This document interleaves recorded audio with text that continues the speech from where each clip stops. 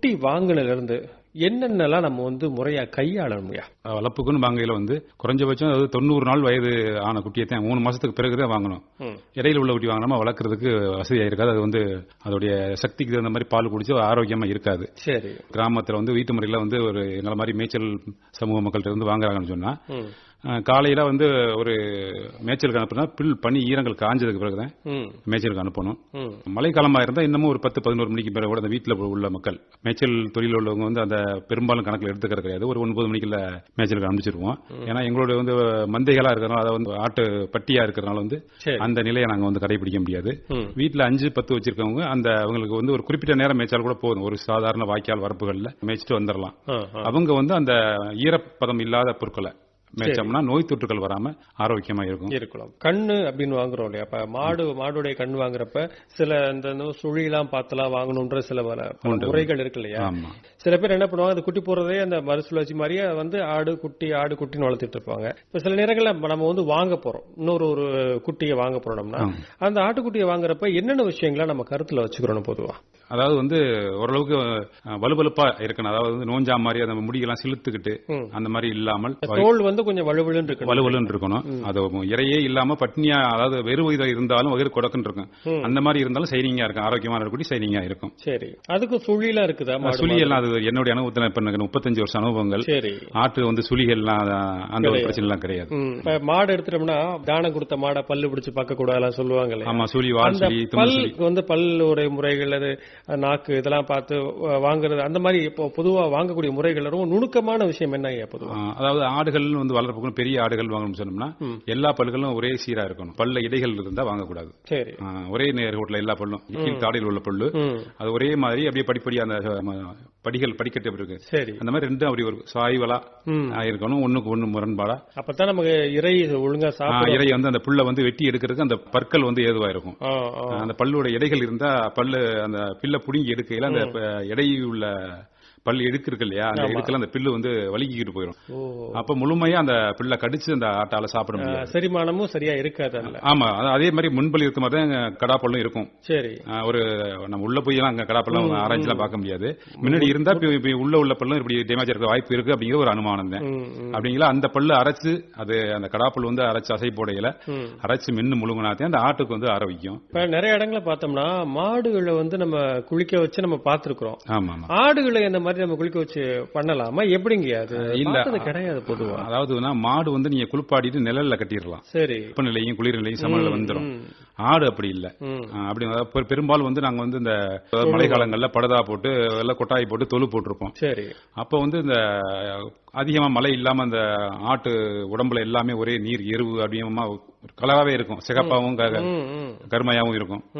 அப்போ எங்களுடைய முன்னோர்கள் சொன்னதை வச்சு சொல்ல வரேன். அந்த தை மாசம் பொங்கலுக்கு 2 நாள் முன்னாடி பொங்கலுக்கு பிறகு தொடர்ச்சியா 3 தினங்கள் மட்டும் ஒரு நாள் அடிச்சுட்டு விட்டோம்னா உடல் சூடு காண்டு ஆட்டுக்கு அலர்ஜி ஏற்படும், பிரச்சனை வந்துடும் அப்படின்னு சொல்லி இந்த வருஷத்துல ஒரு முறை அதாவது அழுக்கா இருந்தால் மட்டும் அந்த காலகட்டத்தில் செஞ்சுக்கணும். இப்ப அதெல்லாம் விட்டுட்டோம் நாங்க. ரொம்ப மாட்டு பொங்கல் நேரங்கள்ல தொடர்ச்சியா ஆட்டுகளை குளிக்க வைக்கணும்ங்கிறது ஆரோக்கியமாகவே அதோடைய ரோமங்கள் உடலுடைய சீதோஷ நிலையை பராமரிக்கிற மாதிரி தான் அமைஞ்சிருக்கு.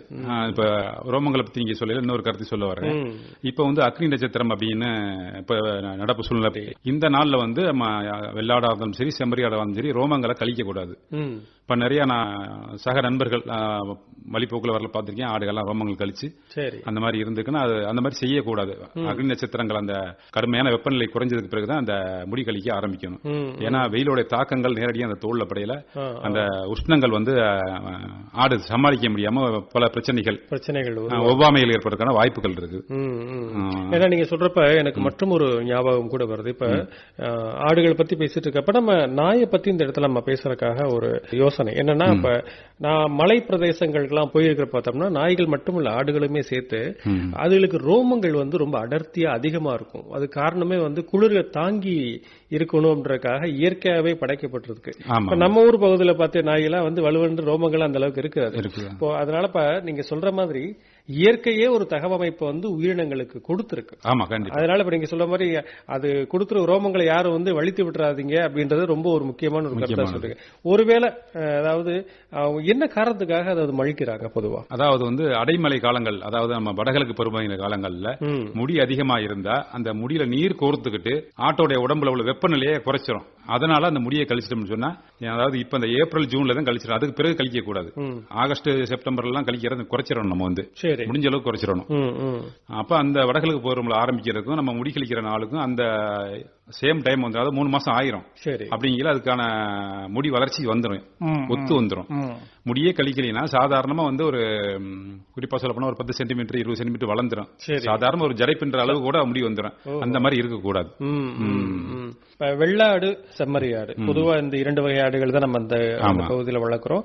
சில நேரங்களில் வந்து அந்த பிரீடிங் கோட்னு சொல்லக்கூடிய மரபணு மாற்றப்பட்ட ஆடுகளும் இருக்குது. அது பாலுக்காகவும் சில இடங்களில் பயன்படுத்துறாங்க. இப்ப இந்த வெள்ளாடு மேய்ச்சல் இது எப்படிங்கய்யா பாக்குறது? வெள்ளாடு அப்படிங்கிறது வந்து நம்ம வந்து விவசாயத்துக்கு ஒரு எதிர்வினையாற்றக்கூடியது. சாதாரணமா ஒரு அவங்க வீட்டிலேயே ஒரு வெள்ளாடு வளர்க்குறாங்கன்னா, ஒரு தோட்டங்கள், ஒரு மரவள்ளி செடி, ஒரு செம்பருத்தி அல்லது ஒரு பூச்செடிகள், கத்தரி இதெல்லாம் இருக்குன்னு சொன்னா, ஒரு செம்மறியாடு வந்து அவ்வளவு சீக்கிரமா போய் மொட்டையா சாப்பிட்றாது. அது உடனே கடிச்சிடும். ஒரு நம்மளுடைய தோள்பட்டைக்கு மேல உள்ள ஒரு மரக்கன்றுகளை கூட வெள்ளாடு தாவி மேல தாவி ஓடிச்சிடும். செம்மறியாடு வந்து நம்ம இடுப்புக்கு கீழே, அதாவது இடுப்புக்கு கீழேங்கிற விட நம்ம முழங்காலு கீழே உள்ள தாவரங்களை மட்டும் உண்டு வாழ்றதுனால வந்து இயற்கைக்கு ஒரு பாதுகாப்பா இருக்கும். நம்ம விவசாயங்களுக்கும் வீட்டு பண்ணை தோட்டங்களுக்கும் செம்மறியாடு வளர்ப்பது வந்து ஒரு பாதுகாப்பா இருக்கும். ஏன்னா வந்து வெள்ளாடு நம்ம வெறுமனே அவுத்து விட்டு போனோம்னா சமயத்துல இன்னொரு சாதாரண உயரமில்லாத வெளியா இருந்தாலும் கூட அதுல தாண்டி போய் அந்த பக்கம் போய் பயிர்களை மேஞ்சிரும் அப்படிங்கிற ஒரு சூழ்நிலை. நிறைய கிராமங்கள்ல ஒரு சின்ன சண்டை வேற இருக்கும். ஓடதான் உள்ள விட்டுட்டு மேஞ்சிருச்சுன்னா நிறைய கிராமங்கள் வந்து ஒரு கட்டுமானங்கள் இருந்துச்சு. அதாவது வந்து வெள்ளாடு வளர்க்க கூடாது அப்படின்ட்டு. சரி. ஏன்னா வெள்ளாடு ஏன் வளர்க்கக்கூடாதுன்னா, அப்போ வந்து இப்போ வந்து முள்வேலி, அதாவது கம்பி வேலிகள்லாம் வந்துருச்சு. அப்போ வந்து முள்வேலிகள் தான் அதிகம். சரி.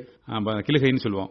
அந்த மாதிரி கிளிகை வேலிகள் அதிகமா இருக்கும். கிளிகை. ஆமா. வெள்ளாடை வந்து என்னன்னா, அந்த கிளிகை வேலி வச்ச உடனே அது தலைஞ்சு வர்றதை வந்து துளுத்து வருதுன்னு சொல்லுவாங்க. அதை வந்து தாடி போட்டு தின்றுச்சுன்னா அந்த வேலி பட்டு போயிடும். அந்த வேலி பராமரிப்புக்காக வெள்ளாடு வளர்க்கக்கூடாது அப்படின்னு ஒரு கட்டுமானங்கள் ஒரு காலகட்டங்கள் இருந்துச்சு. இப்ப அரசே வந்து வெள்ளாடுகள் வீட்டுக்கு வளர்க்க கொடுத்ததுனால அந்த முறையெல்லாம் கைவிட்டுட்டாங்க. இப்ப அந்த ஒரு எங்கேயுமே அப்படி ஒரு சூழ்நிலை, கட்டுமானங்கள் இந்த ஆடு வளர்க்கக்கூடாதுங்கிற ஒரு இதெல்லாம் நம்ம பார்த்து பக்குவமா இந்த, அதாவது இந்த கதிரடிக்கிறதுக்கு முன்னாடி கூடிய பருவங்கள் எல்லாம் கொஞ்சம் கவனமா வச்சுக்கிறோம். ஏன்னா அந்த நேரங்கள்ல தான் விவசாயத்துடைய அந்த தீவிரம் இருக்கும். அந்த இடத்துல போய் இது வந்து நிலத்தை வந்து பாழ்படுத்திட கூடாதுன்றதுல கண்ணும் கருத்துமா இருக்கிறாங்க. இப்ப நீங்க சொன்ன மாதிரி அரசாங்கமே ஆடுகள் கொடுக்குது. நிறைய ஆடுகள் நான் பாத்துருக்கேன். இப்ப மாடுகள் கொடுக்கிற மாதிரி ஒரு அட்டையும் ஆடுகளுக்கும் சில ஆடுகளுக்கும் கொடுக்குறாங்க. அது இப்ப எப்படி முறையா தடுப்பூசி போடுறதுக்காகவா என்ன, அது கொடுக்கக்கூடிய பயன் என்ன? தடுப்பூசி முறையா போடுவீங்களா? அதுக்கு ஏதாவது ரெஜிஸ்டர்ஸ் மெயின்டைன் பண்ணுவீங்களா? ஏன்னா 4 ஆடு 5 ஆடுனா பரவாயில்லை. இப்ப பார்த்தோம்னா நீங்க வந்து ஒரு கிட்டத்தட்ட ஒரு 100-200 கணக்குல இருக்கிறப்ப தடுப்பூசி அப்படின்னு நீங்க சொல்லிட்டீங்க. அப்ப அதை பத்தி நான் முழுமையா எங்களோட சமூக மக்கள் சார்பாகவே நான் சொல்றேன். இப்ப ETTT அப்படின்னு துள்ளுமாறி அப்படின்ட்டு சொல்லுவாங்க. அம்மை பல எந்தெந்த தடுப்பூசி எல்லாம் இருக்குதோ, அப்ப நம்ம 100 ஆடு எண்ணிக்கையில் இருந்தால் 100 ஆட்டுக்கும் 100 விதமான ஊசிகள், அதாவது நம்ம நீடில்னு சொல்றாங்க. சரி. ஒவ்வொரு முறையும், அதாவது அந்த குளிர் நிலையில ஒரு முதல் ஆட்டுக்கு முதல் டோஸ் எடுக்கையிலையும் கடைசி ஆட்டுக்கு கடைசி டோஸ் எடுக்கிற வரைக்கும் சமமான குளிர் நிலையில அந்த மருந்து இருக்கணும். சரி.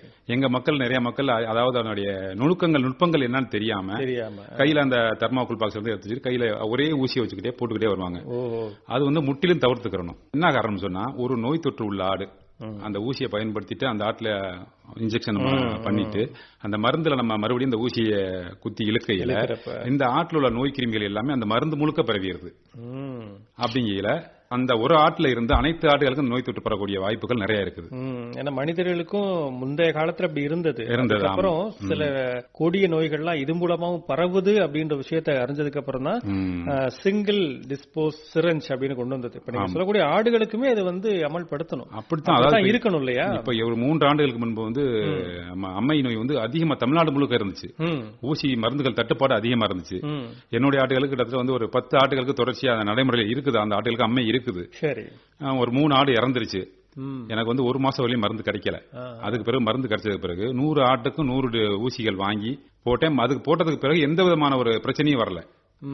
சில பேரோட மனநிலையை நான் வந்து இயல்பாவே நான் கூறப்ப 100 ஊசி நம்ம கொடுத்து வாங்கணுமா அப்படின்னு ஒரு மலைப்பு இருக்கும் இல்லையா? இல்ல ₹1.50 அப்படின்னு நினைக்கிறேன் மார்க்கெட்ல ஊசி விலை. அந்த நீட்டில் மட்டும் வாங்கணும். அது மட்டும் வாங்குறதுனா போதும். நம்ம சிரஞ்சின்னு சொல்லக்கூடிய அந்த பிளாஸ்டிக்ல அது மாற்ற வேண்டிய அவசியம் மட்டும் நம்ம வந்து பயன்படுத்திக்கலாம். அந்த முறையை கையாண்டா நோய் தொற்றிலிருந்து 100% நம்மளால அந்த ஆட்டை காப்பாற்ற முடியும். அது மருத்துவர்களுடைய அறிவுரை பிரகாரம் அந்த விஷயத்தை நம்ம வந்து பண்றப்ப நம்மளுடைய ஆடுகளுடைய பாதுகாப்பையே நம்ம உறுதி செய்ய முடியும். மருத்துவருடைய அறிவுரை என்னன்னு சொன்னா, பொருள் அடைஞ்ச பிறகு ஒரு பனி மாதிரி அந்த பொருட்கள்ல வந்து துளுக்கும் வெளியே வரும். அது வர்ற சமயத்துல மேய்க்காதீங்க. என்ன காரணம்? அதுல வந்து சில நத்தைகள், சிலந்திகள் முட்டையிட்டு இருந்துச்சுன்னா அது உட்கொள்ளையில அதுக்கு ஒவ்வாமை ஏற்படும் அப்படின்னு மருத்துவர்கள் சொல்லியிருக்காங்க. நேயர்கள் கேட்டுக்கொண்டிருப்பது